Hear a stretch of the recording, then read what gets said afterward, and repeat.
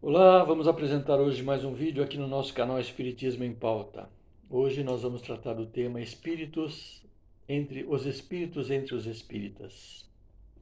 A base do nosso trabalho é a questão 459 seguintes do Livro dos Espíritos. Uma coisinha. Eu vou publicar esse vídeo no próximo sábado, porque eu tenho por hábito publicar no domingo, mas no domingo nós teremos eleições e estaremos ocupados com as mesmas. Então nós vamos publicar no sábado. Mas dando sequência, nós pegamos esse material a partir da questão 459 seguinte do Livro dos Espíritos, onde nós aprendemos que os espíritos nos influenciam muito mais do que imaginamos, muito mais do que nós imaginamos. Influem a tal ponto que, de ordinário, são eles que nos dirigem. Essa é a resposta que a espiritualidade dá a Allan Kardec quando ele faz uma pergunta relacionada a isso. Pois há uma mistura entre nossos pensamentos e os dos espíritos, e por vezes acolhemos suas orientações como se nossas fossem, e até dizemos, tive uma ideia, mas na verdade a ideia veio lá da espiritualidade, foram eles que nos trouxeram essa ideia, nos inspiraram essa ideia, às vezes boas, às vezes más. Mas vale dizer que a influência dos espíritos não é só em relação ao indivíduo, ela ocorre em relação aos grupos, cidades, nações.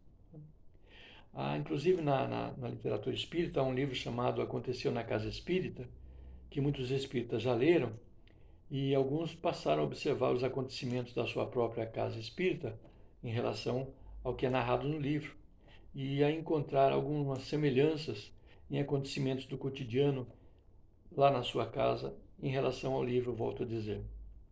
Com isso, muitos se acautelaram e mudaram seus modos de ser, de se comportar.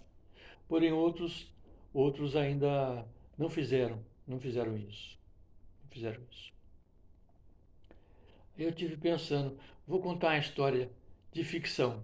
Vou contar uma história de ficção nesse vídeo, de como os espíritos obsessores tomaram conta de um grupo espírita e passaram a dar ordens através dos médiuns, muitas vezes invigilantes daquela casa fictícia, que sem analisar as orientações ainda ainda permitia que os outros dissessem a ouvi-las, graças a Deus, graças a Jesus, muitas vezes orientações esdrúxulas que nada tem a ver com o espiritismo e menos ainda com o cristianismo, pelas orientações do Cristo, com as orientações do Cristo. Pois então, vou contar a história. Havia um centro espírita na cidade em que os trabalhos espirituais eram assim abundantes, com frequência assídua e volumosa. De, de segunda a domingo haviam palestras, evangelização infantil, mocidade espírita. Naquele centro tinha mocidade espírita também. E, e trabalhos e cursos de passes. Lá tinha também os trabalhos e os cursos de passes com transporte de objetos, transporte de pessoas também. Havia isso lá no centro espírita. A mediunidade de efeitos físicos dos médiuns era bastante atuante. Havia voz direta, é, com, com, com esclarecedoras orientações. Os espíritos, através da voz direta, davam esclarecedoras orientações.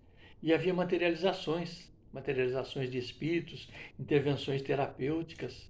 Tudo isso havia naquele centro espírita rico na produção espiritual. Os dirigentes espíritas daquela época e a direção espiritual daquele centro, naturalmente, eram estudiosos e desprovidos de qualquer tipo de preconceito, pois não precisavam negar a ciência ou denegrir outras crenças ou pessoas a fim de valorizar a doutrina espírita. E Jesus era o guia modelo daquele grupo, como não poderia deixar de ser. Atendendo às orientações e exemplos de Allan Kardec, aquele centro tinha uma biblioteca rica em títulos, pois os dirigentes e frequentadores estudavam, além do espiritismo, outras iniciações com como a teosofia, a yoga, o magnetismo de Mermer, a ciência da respiração, por exemplo. Muitos eram filiados ao círculo esotérico da comunhão do pensamento, e isso tudo não lhes tolhia a condição de espíritas. Hoje, hoje lá naquele centro, já não é mais assim. Não. Tudo minguou, minguou mesmo, de verdade. O que será que aconteceu lá naquele centro? O que será que mudou por lá? A resposta é simples. Mudou ou mudaram os dirigentes e, por consequência, os caminhos. Os caminhos foram mudados. Porque daqueles antigos dirigentes, alguns desencarnaram e outros abriram espaço para, para aqueles que chegavam, para que mostrassem a que vieram. E os novos que ascenderam à direção da casa, infelizmente, não tinham os mesmos interesses doutrinários e não acolhiam as inspirações dos bons espíritos que eram até então os orientadores daquele centro. Os novos dirigentes não eram maus, assim, não eram pessoas más na essência. Pelo contrário, até deram sequência aos trabalhos de caridade social da casa. Mas eram preguiçosos e em razão dessa resistência quanto aos estudos, mudou também a orientação espiritual da casa, porque aquela orientação até então vigente não encontrava eco entre esses novos dirigentes. Então, agora, chegavam outros espíritos, tomavam o lugar daqueles que até então orientavam a casa, porque esses se afastaram.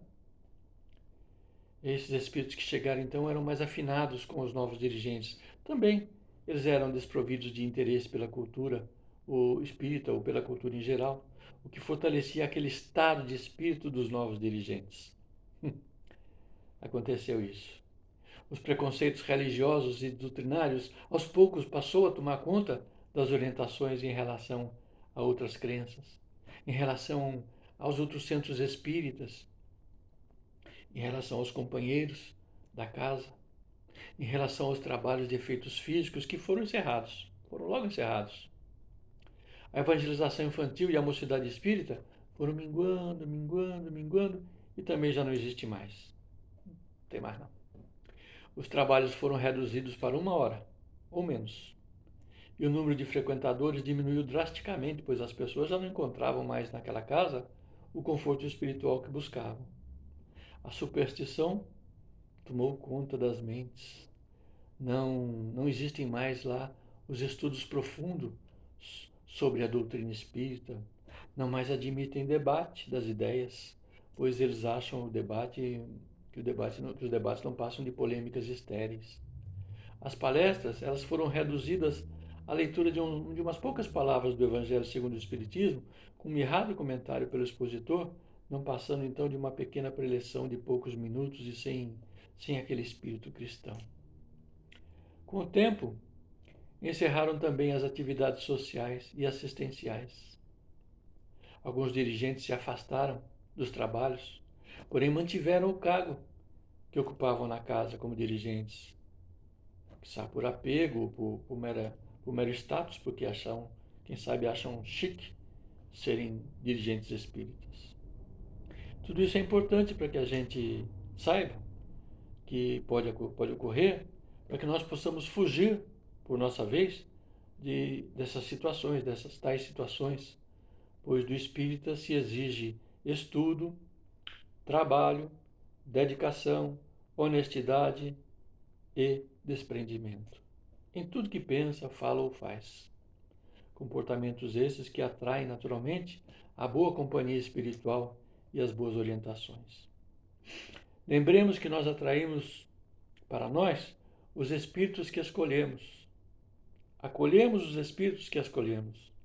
Assim como nos ensina o Chico Xavier, é importante dizer nesse finalzinho de vídeo que nós devemos buscar agir para o bem, sempre agir para o bem, enquanto dispomos de tempo, estamos aqui encarnados, pois é perigoso guardar uma cabeça cheia de projetos, de sonhos, com as mãos vazias, com as mãos vazias. Saibamos então escolher nossa companhia espiritual pela análise. Analisemos os modos dos espíritos. Analisemos a nós mesmos. Peço a você que compartilhe o nosso vídeo com seus amigos espíritas. Comentem, é importante o comentário. E vamos adiante.